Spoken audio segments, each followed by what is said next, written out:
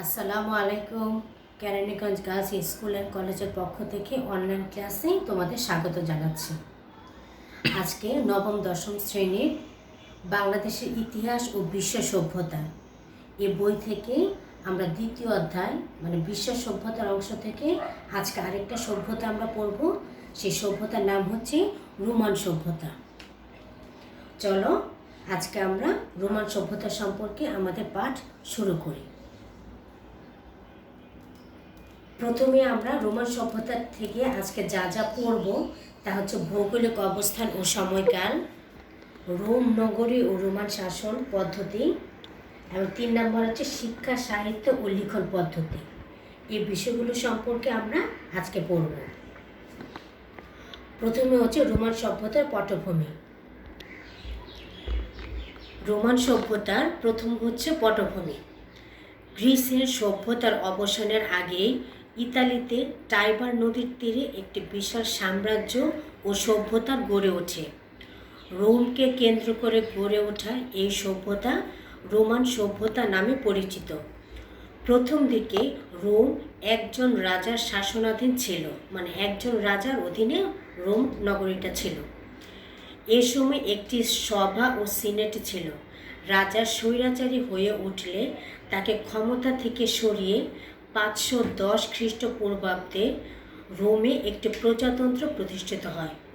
Roman সভ্যতা প্রায় 600 বছর স্থায়ী হয়েছিল।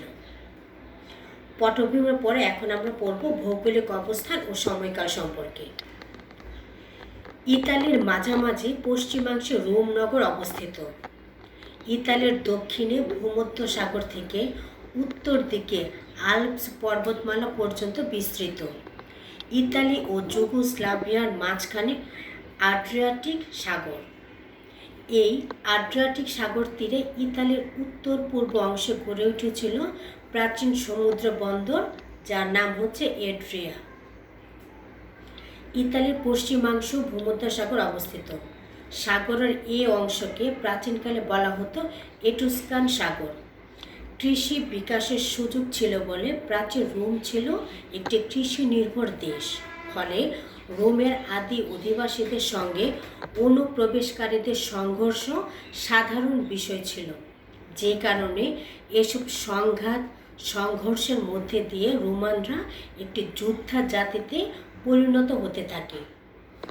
রোমান ইতিহাস পর্যালোচনা করলে দেখা যায় নানা উত্থান পতন, ঘাত প্রতিঘাতের মধ্য দিয়ে 753 খ্রিস্টপূর্বাব্দে রোম নগরী প্রতিষ্ঠিত হয় এবং 476 খ্রিস্টপূর্বাব্দে জার্মান বর্বর জাতিগুলোর হাতে রোমান সাম্রাজ্যের চূড়ান্ত পতন হয়।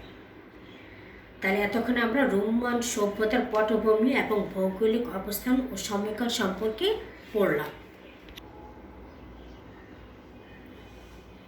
এখন আমরা পড়ব রোমান সভ্যতার রোম নগরী ও রোমান শাসনের পরিচয়। গুরুত্বপূর্ণ টাইবার নদীর উৎসমুখ থেকে প্রায় 12-13 মাইল দূরে 7টি পর্বত শ্রেণীর উপর রোম অবস্থিত। এজন্য একে 7টি পর্বত নগরী বলা হয়। 2000 খ্রিস্টপূর্বাব্দে ইন্দো ইউরোপীয় গোষ্ঠীর একদল মানুষ ইতালিতে বসবাস শুরু করে। তাদেরকে লাতিন বলা হতো। তাদের নাম অনুসারে ভাষারও নাম হয় লাতিন ভাষা। লাতিন রাজা রোমিওলাস রোম নগরী প্রতিষ্ঠা করেন। তার নাম অনুযায়ী নগরের নাম হয় রোম। রোমের গণতন্ত্র একদিনে প্রতিষ্ঠিত হয়নি। ধাপে ধাপে নানা সংস্কার সংগ্রামের মধ্য দিয়ে রোমে গণতন্ত্র প্রতিষ্ঠিত হয়। ঐতিহাসিকরা রোমান ইতিহাসকে কয়েকটি ভাগে ভাগ করেছে। সে ভাগগুলো হচ্ছে 753 থেকে 510 খ্রিস্টপূর্বাব্দ পর্যন্ত ছিল রাজতন্ত্রের যুগ, মানে রাজাদের যুগ ছিল এখানে তখন। এই যুগে 7 জন সম্রাট দেশ শাসন করেন। এই যুগের সর্বশেষ সম্রাট টারকিউনিয়াস সুপারকাসকে ক্ষমতাচ্যুত করার পর রোমে প্রজাতন্ত্রের সূত্রপাত হয়। এই প্রজাতান্ত্রিক শাসন ব্যবস্থা চলে 500 থেকে 60 খ্রিস্টপূর্বাব্দ পর্যন্ত। রোমে প্রজাতান্ত্রিক শাসন প্রতিষ্ঠিত হলে জনগণ বিদ্রোহী নেতা ব্রুটাস এবং অপর এক ব্যক্তিকে জনপ্রতিনিধি হিসেবে শাসনের সুযোগ প্রদান করে। রাজতন্ত্রের পতনের পর রোমের জনগণ দুই ভাগে বিভক্ত হয়ে পড়ে, প্যাট্রিসিয়ান অর্থাৎ অভিজাত শ্রেণী আর প্লিবিয়ান যারা সাধারণ নাগরিক। তাহলে অভিজাত শ্রেণী যারা ছিল মানে বড় লোক, সহজ কথা আমরা বলতে পারি, তাদেরকে বলা হচ্ছে প্যাট্রিসিয়ান, আর সাধারণ যে নাগরিক তাদেরকে বলা হচ্ছে প্লিবিয়ান।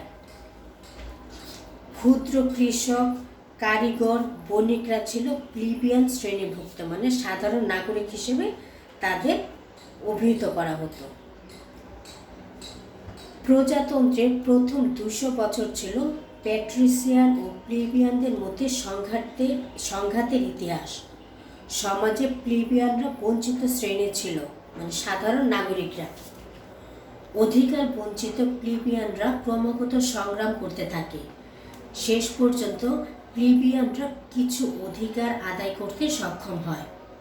প্লিবিয়ানদের দাবির মুখে রোমান আইন সংকলিত হতে থাকে। 450 খ্রিস্টপূর্বাব্দ প্লিবিয়ানরা ব্রোঞ্জ পাতে 12টি আইন লিখিতভাবে প্রণয়ন করে, মানে 12টি আইন তারা লেখে। আন্দোলনের চূড়ান্ত বিজয় হিসেবে দুজন কনসালের মধ্যে একজন প্লিবিয়ানদের পক্ষ থেকে নির্বাচনের সিদ্ধান্ত গৃহীত হয়। এভাবে রোমান প্রজাতন্ত্র গণতন্ত্রের দিকে অগ্রসর হয়। আমরা এতক্ষণ রোমান সভ্যতার পটভূমি, ভৌগোলিক অবস্থান ও সময়কাল, রোম নগরী এবং রোমান শাসনের পরিচয় সম্পর্কে পড়েছি। এখান থেকে কিছু ছোট ছোট প্রশ্ন করলে কি পারবে শিক্ষার্থীরা বলতে উত্তরগুলো? তাহলে এখান থেকে কিছু ছোট ছোট প্রশ্ন করি, দেখি তোমরা পারো কিনা। রোমকে কেন্দ্র করে যে সভ্যতাটা গড়ে ওঠে তার নাম কি?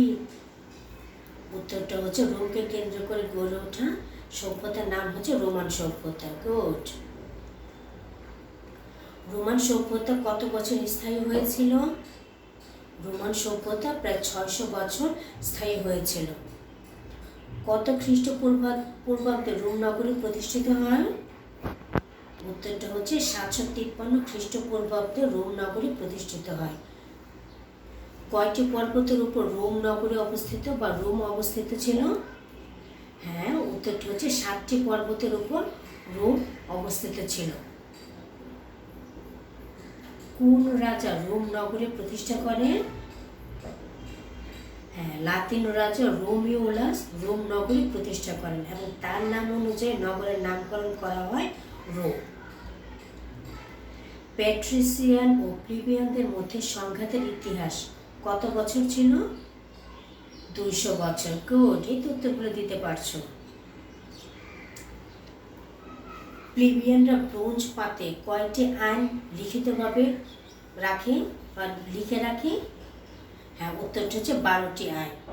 তাহলে কত খ্রিস্টপূর্বাব্দে এই আইনগুলো লেখা হয়? হ্যাঁ, 450 খ্রিস্টপূর্বাব্দে প্লিবিয়ানরা ব্রোঞ্জ পাতে 12টি আইন লিখে রাখে। তাহলে আমরা রোমান শাসন পরিচয় সম্পর্কে আরেকটু পড়ি, ও শাসনগুলো সম্পর্কে। রোমের প্রজাতন্ত্র প্রতিষ্ঠিত হলেও ক্রমে দেশটি সাম্রাজ্যবাদী শক্তিরূপে আত্মপ্রকাশ করতে থাকে। স্বল্প সময়ের মধ্যে রোম সমগ্র ইতালির উপর প্রভাব বিস্তারে তৎপর হয়। 146 থেকে 46 খ্রিস্টপূর্বাব্দ পর্যন্ত রোমান সভ্যতার অন্ধকার যুগ। ধনী দরিদ্র সংঘাত, দাস বিদ্রোহ, ক্ষমতার দ্বন্দ্বের কারণে চরম বিশৃঙ্খলা, হানাহানি, সহিংসতায় উন্মুক্ত হয়ে ওঠে রোম। রোমের অর্থনীতি ছিল দাসদের উপর নির্ভরশীল। শাসকদের অমানুষিক নির্যাতনে দাসরা স্পার্টাকাসের নেতৃত্বে একটা বিদ্রোহ তারা ঘোষণা করে। 2 বছর ব্যাপী তারা তাদের বিদ্রোহ টিকিয়ে রাখতে সক্ষম হয়। 71 খ্রিস্টপূর্বাব্দে স্পার্টাকাস নিহত হলে বিদ্রোহের অবসান হয়। চরম নির্যাতন নেমে আসে দাসদের উপর। অভ্যন্তরীণ বিশৃঙ্খলা ছাড়াও রক্তক্ষয়ী যুদ্ধে জড়িয়ে পড়ে রোম। ফলে উচ্চাকাঙ্ক্ষী সামরিক নেতারা ক্ষমতায় আসতে থাকে এবং রোমে গৃহযুদ্ধ ছড়িয়ে পড়ে। ক্ষমতার দ্বন্দ্বের এক পর্যায়ে সমঝোতার ভিত্তিতে 3 জন নেতা একযোগে ক্ষমতায় আসে, যা ইতিহাসে ত্রয়ী শাসন নামে পরিচিত। যেহেতু একসাথে 3 জন নেতা দেশকে শাসন করেন, সেই জন্য এই শাসনকালকে বলা হচ্ছে ত্রয়ী শাসন। বিশাল রোম সাম্রাজ্যকে 3 ভাগ করে শাসনের দায়িত্ব নেন অক্টোভিয়াস সিজার, মার্ক অ্যান্টনি ও ল্যাপিডাস।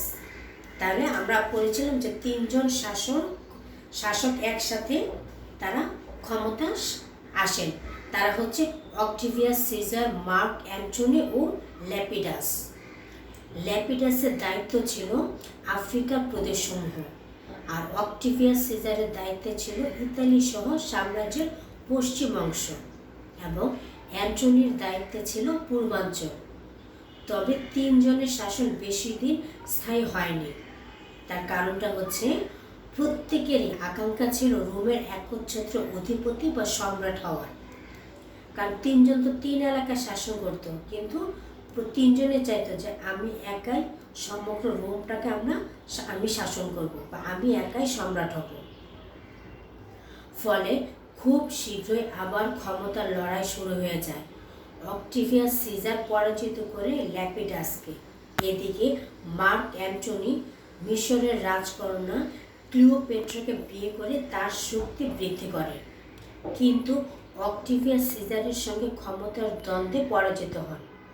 ক্ষমতা দখল করে অক্টোভিয়াস সিজার অগাস্টাস সিজার নাম ধারণ করে সিংহাসনে আরোহণ করেন। ইতিহাসে তিনি এই নামে বেশি পরিচিত, মানে অগাস্টাস সিজার নামে তিনি ইতিহাসে পরিচিত। 14 খ্রিস্টাব্দে অগাস্টাস সিজারের মৃত্যু হয়। তার সময়ে সবচেয়ে উল্লেখযোগ্য ঘটনা হচ্ছে যীশু খ্রিস্টের জন্ম, মানে খ্রিস্ট ধর্মের যে প্রবর্তক যীশু খ্রিস্ট, তার জন্ম সময়টা তখন। অগাস্টাস সিজারের মৃত্যুর পর রোমে আবার বিশৃঙ্খলা দেখা দেয়। বিদেশি আক্রমণ, বিশেষ করে জার্মান বর্বর গোত্রগুলোর আক্রমণ তীব্র হতে থাকে। তাছাড়া অভ্যন্তরীণ ক্ষমতার কোন্দলের কারণে রোমানদের শক্তি ক্ষয় হয়ে যেতে থাকে। রোমের শেষ সম্রাট রোমিউলাস অগাস্টুলাস জার্মান বর্বর গোত্রের তীব্র আক্রমণ প্রতিহত করতে ব্যর্থ হলে 476 খ্রিস্টাব্দে রোমান সাম্রাজ্যের চূড়ান্ত পতন ঘটে। আমরা ভৌগোলিক অবস্থান এবং সময়কালে পড়েছি যে 753 খ্রিস্টপূর্বাব্দে রোম নগরে প্রতিষ্ঠিত হয়, এবং 476 খ্রিস্টাব্দে জার্মান বর্বর জাতিগুলোর হাতে রোমান সাম্রাজ্যের চূড়ান্ত পতন ঘটে। ইতোমধ্যে খ্রিস্ট ধর্মের অগ্রযাত্রা শুরু হয় এবং জার্মানদের উত্থান ঘটে। তাহলে এতটুকু ছিল রোম নগর এবং রোমান শাসনের পরিচয় সম্পর্কে। এখন আমরা এখান থেকে পড়ব সভ্যতা রোমের অবদানে, যে শিক্ষা, সাহিত্য, লিখন পদ্ধতি এই সম্পর্কে। রোম শিল্প, সাহিত্য, দর্শন, স্থাপত্য সর্বক্ষেত্রে গ্রিকদের দ্বারা প্রভাবিত ছিল।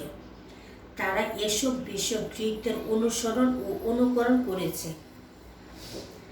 আগের ক্লাসে গ্রিক সভ্যতা সম্পর্কে, মিশরীয় সভ্যতা এবং সিন্ধু সভ্যতা সম্পর্কে ক্লাস দেওয়া আছে। তো এই ক্লাসগুলো তোমরা আশা করি পড়ে নিয়েছ। তবে সামরিক সংগঠন, শাসন পরিচালনা, আইন ও প্রকৌশল বিদ্যায় তারা গ্রিক ও অন্যান্য জাতির উপর শ্রেষ্ঠত্ব অর্জন করতে সক্ষম হয়েছিল।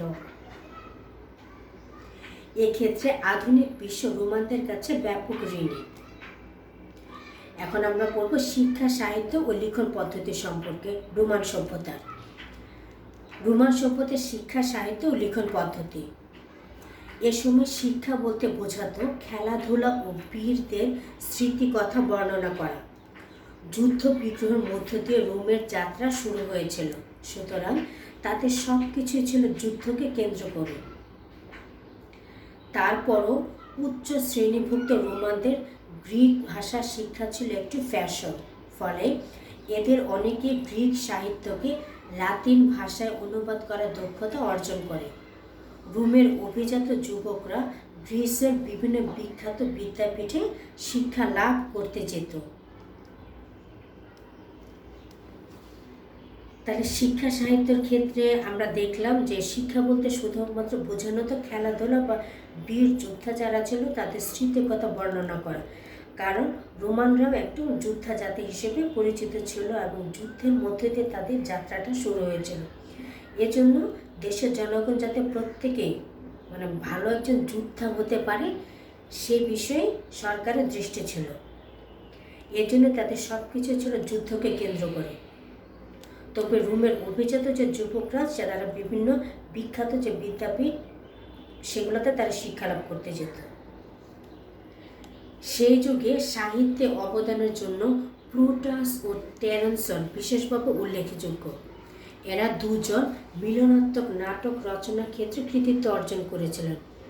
মানে নাটকের শেষে অনেক কিছু আছে বিয়োগান্তক, যেটা মানে মিল হয় না, আর কিছু মিলনাত্মক মানে মিল হয়।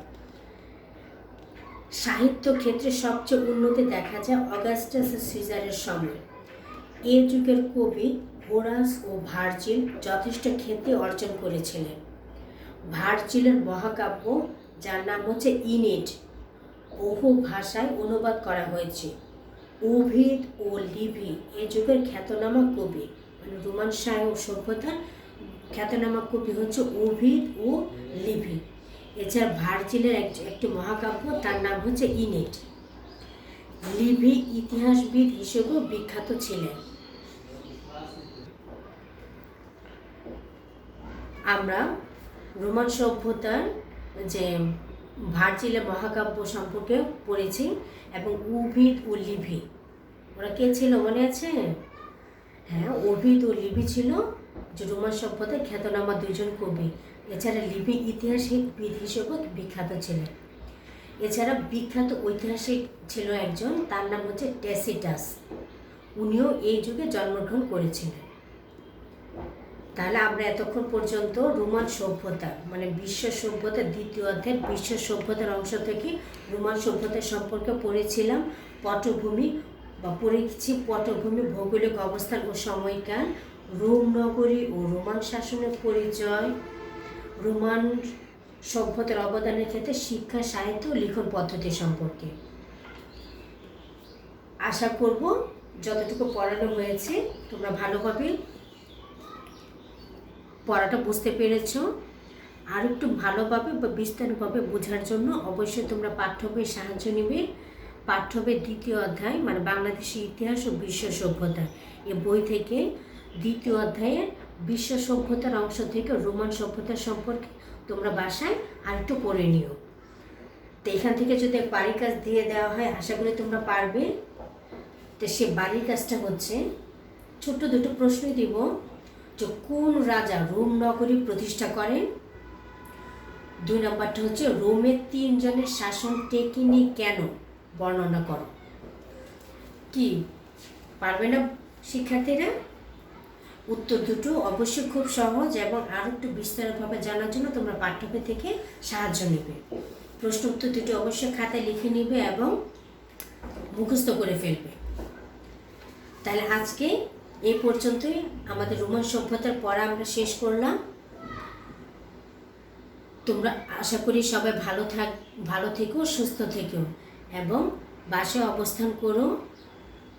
খুব ভালো করে সাবান দিয়ে, যে করোনাকালীন সময়ে স্বাস্থ্যবিধি যা আছে যেমন 20 সেকেন্ড ভালো করে সাবান দিয়ে 2 হাত পরিষ্কার করে নিবে, পরিষ্কার পরিচ্ছন্ন থাকবে। আল্লাহর কাছে প্রার্থনা করি আমরা সবাই যেন সুস্থ থাকি, ভালো থাকি।